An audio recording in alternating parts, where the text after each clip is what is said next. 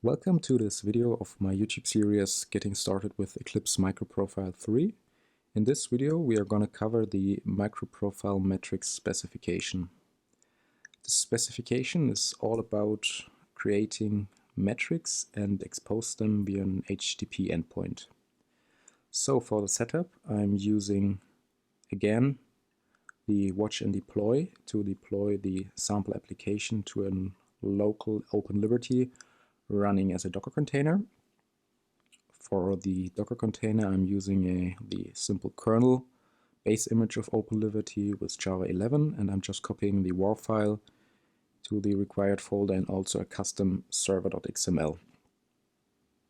To show you how to make use of this specification and to actually measure something more meaningful, I've created a sample JOXRS endpoint. This JOXRS endpoint returns a book comment for the latest book request.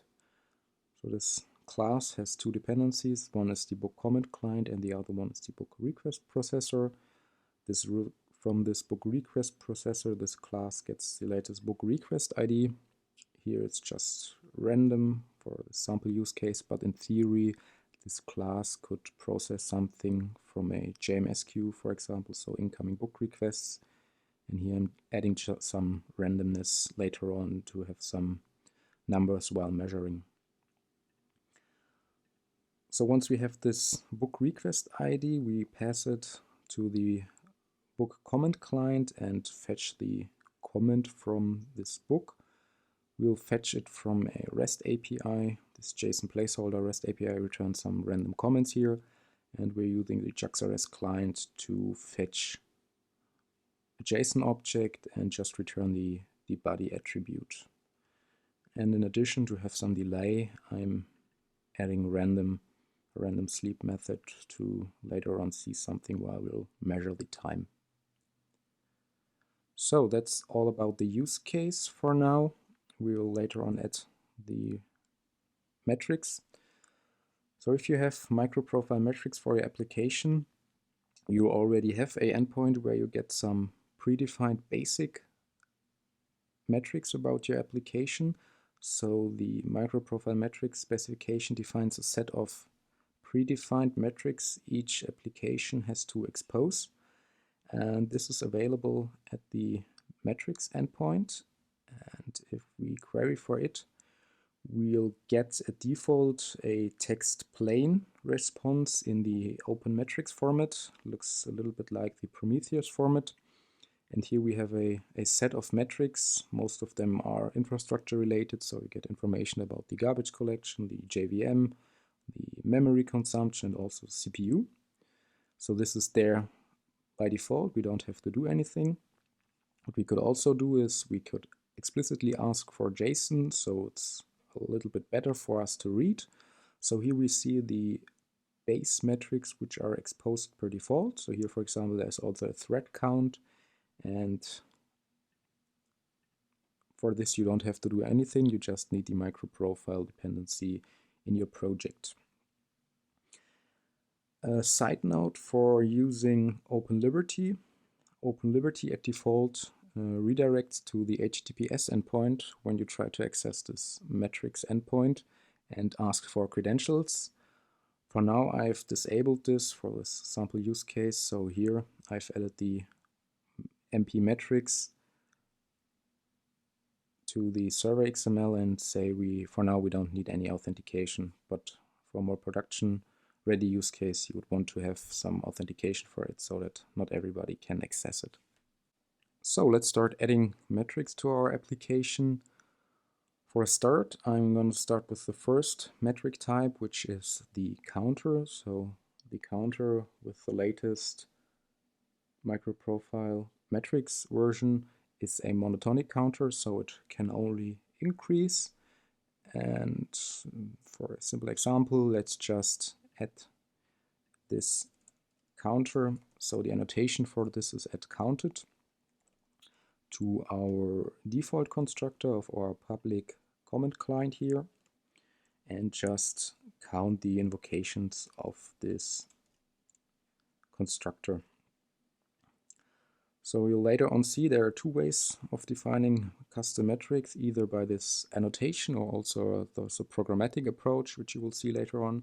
But if you use the annotation, you could also add some metadata, so you can add a description. So let's say here, counting the invocations of the constructor. What you could also add is the actual name of this metric, otherwise it would be a mix of the package, the class, and the method. So let's add here book comment client invocation, and let's save it and wait until the application is redeployed and then have a look at it. So application is back again. Let's go to our endpoint. So it just returns a sample comment. But if we go back to our metrics, we should now see there's a new key in the JSON object, which is application. So in the specification, there's defined that this endpoint should differ between application metrics and the space metrics. And here we can see our simple counter, which is 1. If we access our endpoint again, there's an internal server error happening. Let's see. There we are back again, so we accessed it again. Here we have now 3 invocation, and the reason for this is this book resource is request scoped, so there will be an instance for every request, and as this book comment client does not explicitly define any scope, it's dependent on the book resource and will also create an instance on every invocation. If you need a more dynamic counter, we could also use the programmatic approach. Therefore, we have to inject a so-called meta registry, metric registry, which is part of the specification. And with this metric registry, we can have a more dynamic and programmatic metric registration.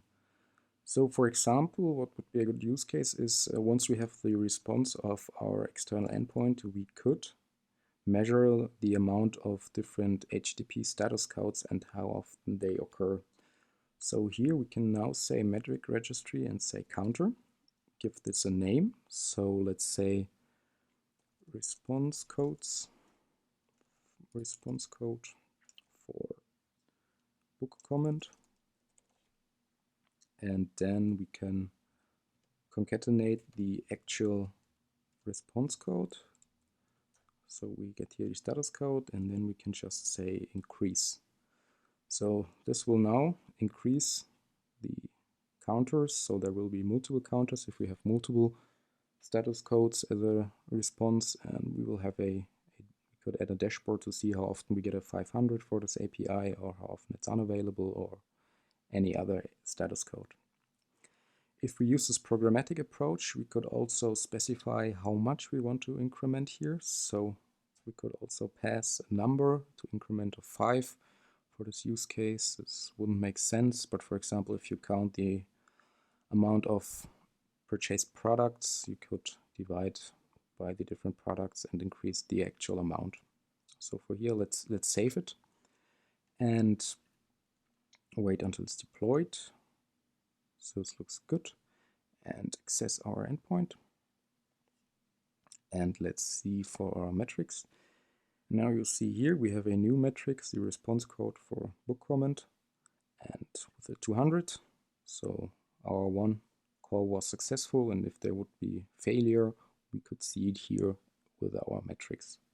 The next metric type I want to show you is a timer. So we can time the duration of a, for example, method invocation. So we are curious how long this whole comment retrieval process takes, as we have here also some random sleep. Let's see if we can measure how long it actually took. So therefore we can use the annotation at timed and also pass a name. And let's call it duration to get book comment. Save it and wait until it's deploy to the application server. So this is done. Now again, access our endpoint. Was not deployed. Yes, now it's deployed. Got a response, and let's see what we get for metrics. And you see there's now a whole bunch of new metrics. So there's our duration to get book comment, and here you get a lot of also statistical metrics. We get percentiles, we get the maximum time in nanoseconds, and also some rates. So what was the mean rate? What was the mean time for this endpoint? So let's hit the endpoint a little bit more often. Let's see, we get here different response times.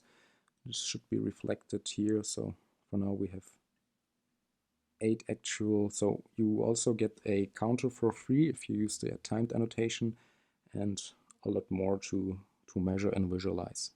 The next type I'm going to show you is the metered type. Is all about measuring throughput through a method, for example, and this could be a nice use case for our JAX-RS endpoints. So here we can add the metered annotation and also give it a name. For example, yes, just for now, make it the same like the method.